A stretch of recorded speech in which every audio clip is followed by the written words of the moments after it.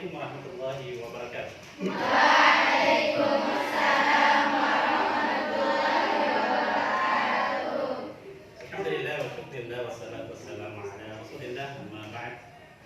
Santri sekalian, para muballighat, yang saya doakan semoga semuanya senantiasa dituntun oleh Allah untuk berada di jalan Allah sampai berjumpa dengan Allah dalam keadaan diridhai oleh Allah. Amin. Alhamdulillah, kita bersyukur kepada Allah Subhanahu wa taala. Hari ini Allah memberikan nikmat yang sangat banyak kepada kita semua. Ya. Sehingga dengan nikmat itu kita bisa kembali melanjutkan pelajaran kita pada hari ini. Santri sekalian, bagaimana kabarnya semua? Alhamdulillah.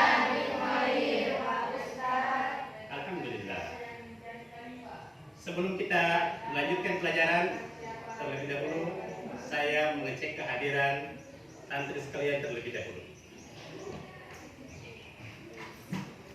Andisa Karlina, Indah Diani, Mutia Amalia, Novi Mutiara, Nurfidia, Nurasia, Putriani,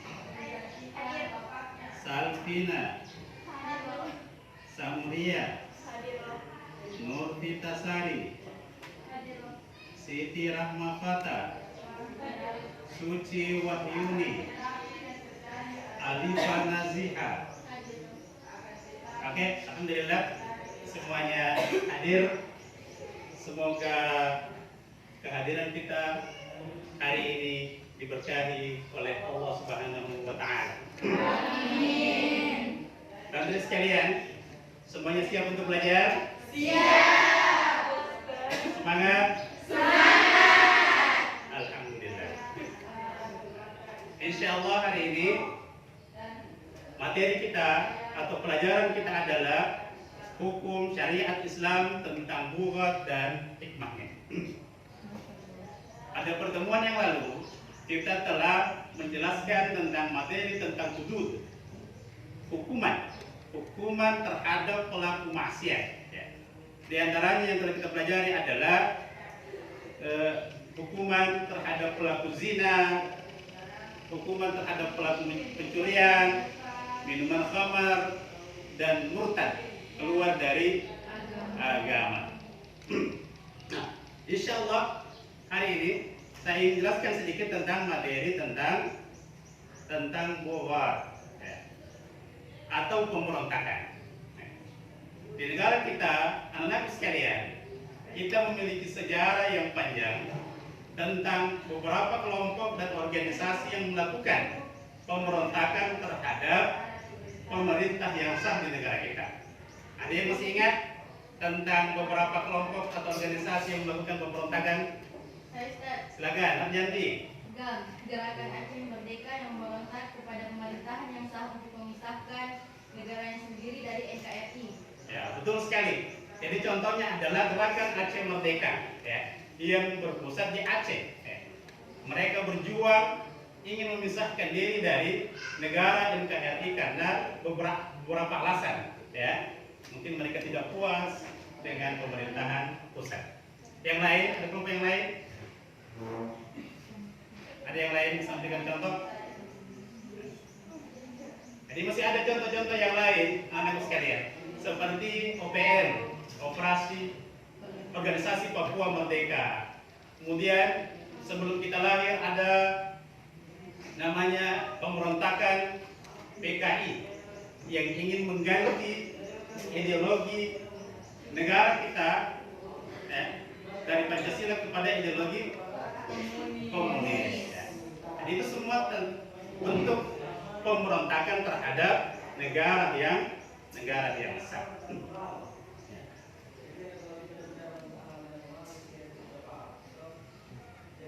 Apa kompetensi dasar dari materi bogor ini? Ya. Yang pertama, meyakini bahwa syariat tentang bogor. Yang kedua, menunjukkan sikap adil dan tanggung jawab dalam menerima materi hukum tentang bogor. ketiga, memahami hukum Islam tentang bughat dan hikmahnya. Yang keempat, memahami hukum Islam tentang bughat dan hikmahnya. Dan seterusnya, menunjukkan contoh pelanggaran yang berkenaan dengan ketentuan bughat. Kemudian, apa yang ingin kita capai dari materi ini? Apa tujuan pembelajaran dari materi tentang bughat ini? Yang pertama, siswa dapat menjelaskan pengertian bughat. Jadi siswa diharapkan setelah materi ini dapat menjelaskan pengertian tentang bughat. Kemudian yang kedua, siswa dapat menjelaskan sebab terjadinya perbuatan bughat. Jadi banyak alasan yang dikemukakan oleh kelompok atau organisasi yang melakukan pemberontakan. Kemudian yang ketiga, siswa dapat menunjukkan dasar hukum larangan bughat, baik dalam Al-Quran maupun hadis Nabi SAW. Kemudian siswa dapat menunjukkan akibat dari perbuatan bughat. Kita lihat bagaimana di Papua sana, akibat dari pemberontakan, bagaimana di Aceh, bagaimana akibat dari pemberontakan gerakan Aceh Merdeka, kemudian bagaimana akibat yang ditimbulkan oleh pemberontakan PKI, sampai beberapa jenderal kita yang dibunuh. Kemudian siswa dapat mengontrol diri untuk senantiasa menjauhi perbuatan bughat. Jadi kita masuk pada materi. Pengertian bughat. Apa yang disebut dengan bughat? Secara bahasa adalah bughat berarti pemberontakan atau berbuat maksiat, melampaui batas, berpaling dari kebenaran dan zalim. Itu pengertian bughat secara bahasa. Kemudian pengertian bughat secara istilah adalah sekelompok orang muslim yang melakukan pemberontakan terhadap imam atau pemerintah yang sah. Jadi kelompok atau organisasi yang melakukan pemberontakan terhadap pemerintah yang sah itu disebut sebagai bughat. Kemudian syarat-syarat bughat. Jadi ada syarat-syarat bughat atau syarat-syarat yang mesti dipenuhi oleh satu kelompok atau organisasi sehingga dia disebut sebagai bughat atau melakukan tindakan bughat. Yang pertama, mereka memiliki kekuatan. Jadi ada kekuatannya. Jadi kalau tidak ada kekuatannya tidak disebutkan bughat. Baik berupa pengikut maupun senjata. Ada pengikutnya bukan sendiri. Ada senjatanya. Yang kedua, mereka memiliki takwil atau alasan mengapa mereka melakukan pemberontakan. Jadi ada alasannya.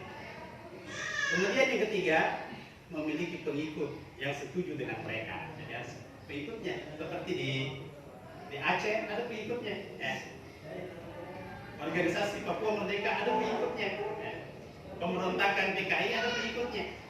Sehingga mereka disebut sebagai tindakan bughat. Jadi ketika syarat-syarat ini terpenuhi maka kelompok atau organisasi tersebut disebut sebagai bughat. Kemudian tindakan hukum yang kita lakukan terhadap pelaku bughat. Apa yang mesti kita lakukan? Upaya apa yang mesti kita lakukan terhadap pelaku bughat? Setidaknya ada 4 langkah yang mesti kita lakukan terhadap pelaku bughat.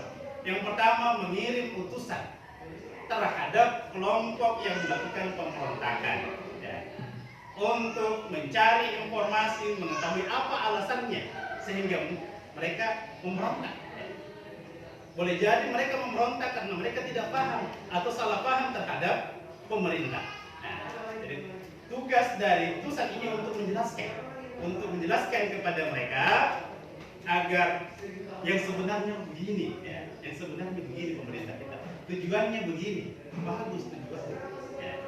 Yang kedua, jika langkah pertama tidak dipenuhi, tidak diterima oleh kelompok tersebut, maka langkah kedua adalah menasehati mereka. Kita nasihati, kita sampaikan nasihat, baik ayat-ayat Al-Quran tentang pentingnya taat kepada pemerintah.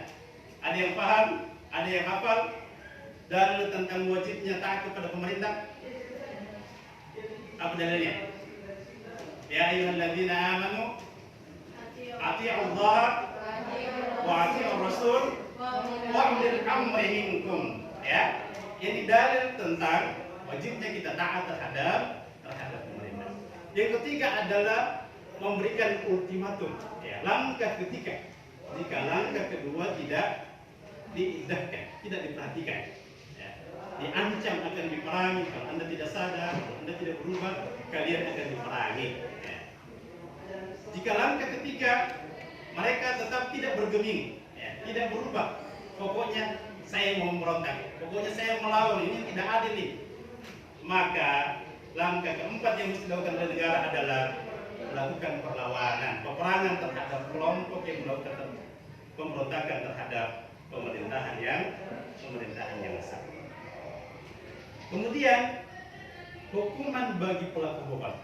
Hukumannya adalah jika ada yang luka, jangan ditambah lukanya, ya, dengan cara memukulnya, ya, terlanjur. Dan adalah saya terlanjur dipukul ini. Ya.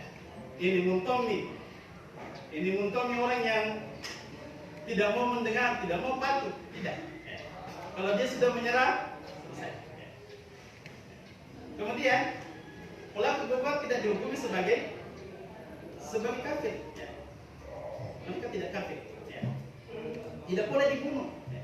Tidak boleh dibunuh. Mereka tidak boleh dibunuh. Selanjutnya kita lanjut hukum memerangi bogor. Ya. Apa hukum memerangi bogor? Hukumnya adalah yang pertama, wajib jika dia menyerang kelompok wanita kaum muslimin atau kelompok wanita. Jadi wanita dalam agama kita itu sangat dilindungi, ya, sangat dijaga posisinya. Sehingga poin pertama, ya, wajibnya memerangi kaum pemberontak adalah ketika mereka menyerang wanita. Yang kedua, ketika mereka mengambil bagian dari baitul mal tanpa hak, tanpa benar. Mereka mengambil harta yang ada di baitul mal tanpa cara yang benar. Kemudian yang ketiga, tidak menyerahkan hak yang telah diwajibkan terhadap mereka oleh negara yang sah. Kemudian yang keempat, mereka secara jelas melakukan pemberontakan terhadap negara yang sah. Selanjutnya status pelaku bogor. Ya. Pelaku bogor yang bertaubat, mereka tidak boleh dibunuh. Kalau bertaubat dia sudah menyerahkan diri kembali ke negara kita, maka kita terima. Ya. Kita terima mereka dengan cara yang baik. Kemudian mereka tidak dihukumi kafir. Seperti yang kita jelaskan, dihukumi kafir. Ya. Selanjutnya hikmah. Yang terakhir adalah hikmah. Apa hikmah sehingga Allah melarang kita untuk melakukan pemberontakan? Yang pertama, agar tidak mudah memusuhi, membangkang dengan memberontak terhadap negara yang sah. Yang kedua, dapat memahami betapa hukum-hukum Islam benar-benar melindungi kedaulatan negara yang sah secara hukum. Yang ketiga, menghindarkan manusia atau kelompok atau organisasi melakukan perbuatan yang semena-mena. Yang keempat adalah memberikan efek jerah terhadap pelaku bogor. Jadi diperangi agar mereka jerah, tidak mau lagi melakukan perbuatan bogornya, tidak mau lagi memberontak. Anak sekalian, semoga semuanya diberkahi oleh Allah Subhanahu wa taala. Demikianlah materi singkat tentang bogor pada pembelajaran kita. Kegiatan selanjutnya adalah saya akan bagi kelompok terhadap anak sekalian menjadi 4 kelompok, ya, untuk mengerjakan satu lembar kerja peserta didik yang membahas tentang pengertian bogor, hikmah bogor, syarat-syarat sehingga mereka disebut sebagai bogor, kemudian hukum pelaku bogor. Silakan dibentuk atau dirubah posisinya menjadi satu kelompok yang utuh. Ya.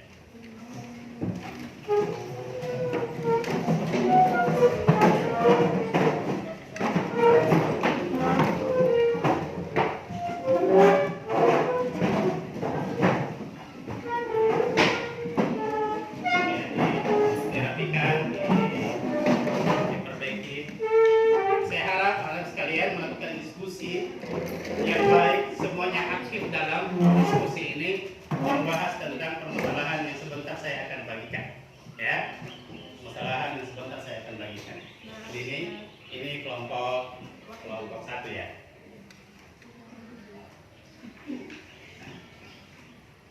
Ini kelompok berapa ini?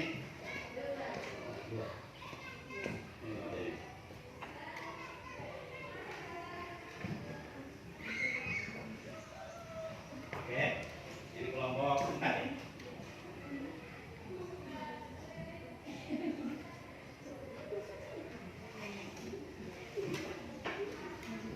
Selanjutnya kelompok 3. Oke, silakan diskusi. Saya kasih waktu beberapa menit ke depan untuk menyelesaikan tugas-tugas yang sudah diberikan ke Anda semua. Jadi dikerjakan sebaik-baiknya. Jadi semuanya saya harap untuk aktif dalam diskusi tersebut.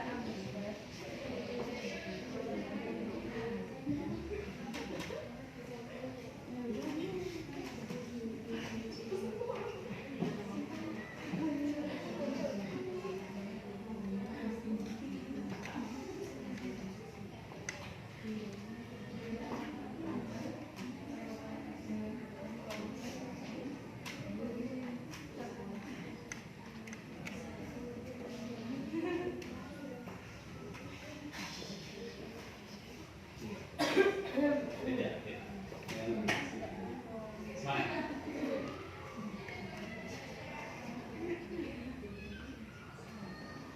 Jadi semuanya harus menyampaikan pendapatnya. Ya.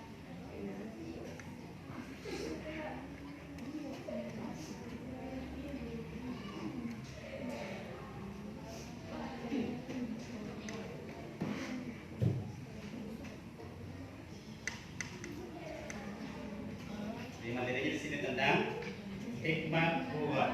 Ya.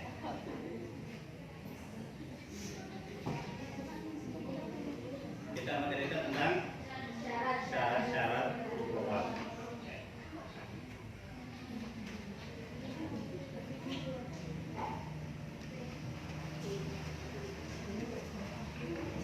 Yang di sini pengertian. Ya.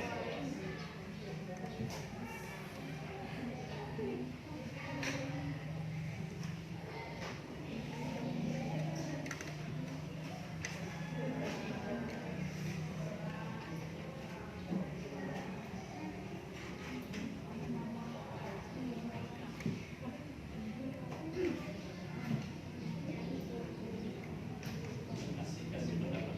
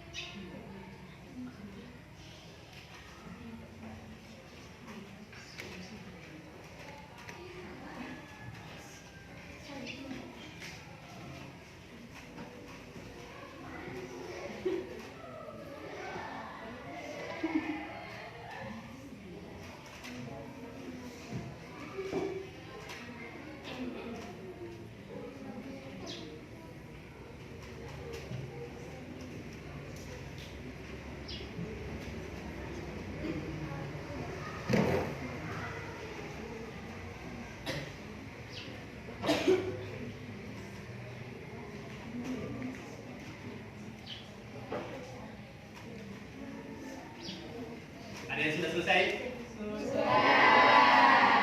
Semuanya sudah selesai? Alhamdulillah. Masih semangat? Selanjutnya, setelah kita melakukan diskusi, saya memperhatikan semuanya pada serius melakukan diskusinya tadi. Ya. Saya ingin mempersilahkan pada setiap kelompok untuk menyampaikan hasil diskusinya. Ya. Setelah teman kita nanti menyampaikan hasil diskusinya, maka kelompok yang lain dipersilahkan bertanya jika ada hal yang ingin ditanyakan. Jadi saya mulai dari kelompok pertama. Silahkan. Bismillahirrahmanirrahim. Assalamualaikum warahmatullahi wabarakatuh. Waalaikumsalam warahmatullahi wabarakatuh. Perkenalkan, nama saya Fitri Ardianti. Saya perwakilan dari kelompok 1. Yang dapat kami simpulkan dari pembelajaran yang bertema definisi bugot ini adalah sebagai orang muslim kita dilarang untuk bertindak bugot, karena bugot adalah suatu maksiat dan perbuatan yang zalim, dan Allah Azza wa Jalla dan Rasulnya mewajibkan untuk taat kepada pemerintah dan melarang untuk menyelisihi pemerintahan yang sah. Baiklah, dari kesimpulan kami, apakah teman-teman sekalian ada yang bertanya? Silakan kelompok 2. Baiklah, untuk pertanyaan itu saya persilahkan saudara Siti Ramadan untuk menjawabnya.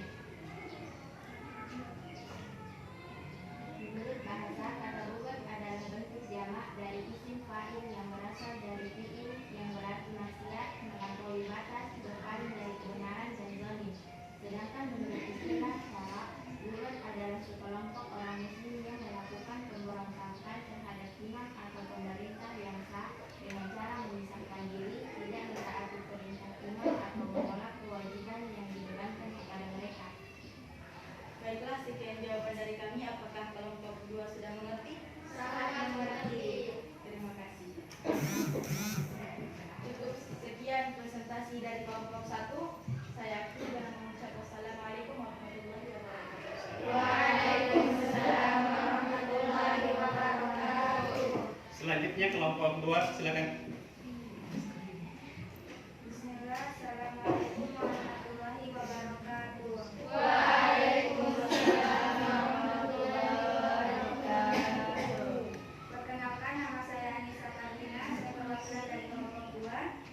Jadi dalam pembelajaran ini kita dapat menyimpulkan bahwa syarat-syarat bugot harus memenuhi 3 syarat. Yang pertama yaitu mereka yang memberontak dan memiliki kekuatan. Jadi tindakan menentang imam yang tidak memiliki kekuatan tidak dapat dinamakan bugot. Kedua, memiliki pemimpin yang ditaati dalam menghimpun kekuatan senjata. Ketiga, mereka keluar dari ketaatan terhadap penguasa yang sah. Dan yang keempat, mereka yang menggunakan penafsiran atau takwil. Sampai di sini apakah ada pertanyaan?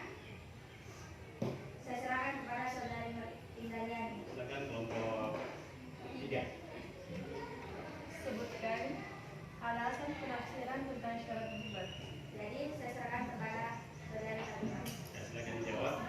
Alasan penafsiran tentang syaratnya bugot yaitu antara atas tindakan mereka keluar dari kepemimpinan imam atau tindakan mereka menolak melaksanakan kewajiban. Apakah kelompok 3 sudah paham?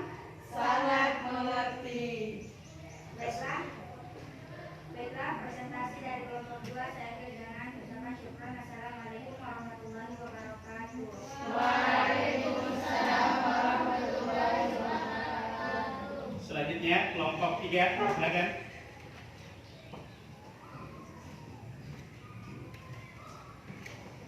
Bismillahirrahmanirrahim. Assalamualaikum warahmatullahi wabarakatuh. Waalaikumsalam warahmatullahi wabarakatuh. Perkenalkan, nama saya Indariani. Saya akan menyampaikan hasil diskusi dari kelompok 3 dengan materi tindakan hukum terhadap bugot. Pelaku gugat tidak diberontak apabila mereka tidak mengetahui penyebab mereka diberontak. Karena dalam hadis dijelaskan bahwa tidak ada dosa selagi pelakunya tidak mengetahuinya. Seseorang tidak akan terjerumus ke dalam perkara gugat ketika mereka merasa puas dan adil terhadap sistem pemerintahan di negara tersebut. Cukup sekian. Apakah ada yang ingin ditanyakan? Silakan kelompok yang lain. Kelompok 4. Silakan. Sebutkan salah satu tindakan yang dapat dilakukan kepada pelaku gugat. Silakan jawab. Saya persilahkan kepada saudara Pelaku gugat tidak dihukumi kafir, sehingga kepada para pelaku gugat wajib diupayakan agar mereka tetap taat kepada iman dengan cara yang paling ringan, yaitu dengan mengirim utusan kepada mereka agar mereka mengetahui mengapa mereka diberontak, bertahan dengan sikap mereka, menasihati mereka, memberikan ancaman akan diperangi hingga pada tahap yang paling berat, yaitu diperangi. Apakah kelompok 4 sudah mengerti? Sangat mengerti. Sekian presentasi dari kami, kurang dan lebihnya mohon dimaafkan. Syukurnya. Assalamualaikum warahmatullahi wabarakatuh. Waalaikumsalam warahmatullahi wabarakatuh. Terima kasih. Selanjutnya kelompok 4. Silakan menyampaikan hasil diskusinya.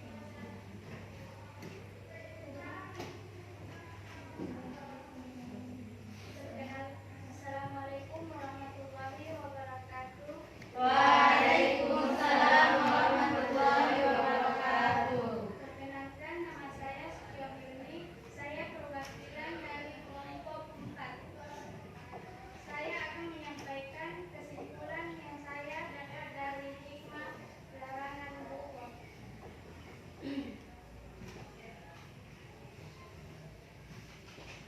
Mengajak mereka ke jalan yang benar sesuai dengan Al-Quran dan hadis, yaitu wajibnya taat kepada pemerintah yang sah. Dari kesimpulan yang saya sampaikan, ada yang ingin ditanyakan? Silakan kelompok 1 yang ingin bertanya. Sebutkan salah satu hikmah dari larangan gugat. Baiklah, saya persilahkan mengakui. Ya, kelompok 4 silakan. Saya menjawab. Salah satu larangan dari gugat adalah mendidik mereka agar senantiasa mengamalkan Allah, khususnya taat kepada pemerintah yang sah. Wajibnya taat kepada pemerintah yang sah adalah Apakah kelompok 1 sudah paham? Sangat paham.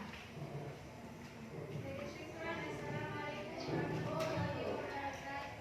Waalaikumsalam warahmatullahi wabarakatuh. Alhamdulillah, anak-anak sekalian, kita sudah mendengarkan hasil pemaparan tentang diskusi Anda hari ini. Satu tema yang penting tentang bogot. Ya. Intinya adalah bogot adalah tindakan yang tercela, yang dilarang dalam agama kita. Ya. Sehingga agama kita mengatur sedemikian rupa agar tidak terjadi tindakan bogot, tidak terjadi tindakan pemberontak. Agama kita mewajibkan untuk senantiasa taat kepada pemerintah selama ketaatan itu tidak mengandung maksiat kepada Allah Tabaraka wa Ta'ala. Anak sekalian, semoga semuanya diberkahi oleh Allah Subhanahu wa Ta'ala. Sebelum kita mengakhiri pembelajaran kita, saya ingin memberikan tugas kepada kalian semua untuk membuat kesimpulan materi secara keseluruhan tentang hukum bogot dan hikmahnya. Ya. Dan insya Allah pada pertemuan berikutnya, pada pekan depan, kita akan memasuki materi yang baru tentang peradilan, ya, hukum peradilan dalam Islam. Oleh karena itu, sebelum kita akhiri, kita tutup kita pada kesempatan yang baik ini dengan membaca doa kafaratul majlis. Subhanakallahumma wa bihamdik, asyhadu an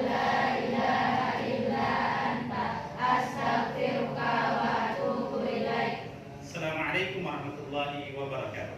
Waalaikumsalam warahmatullahi wabarakatuh. Masih kan?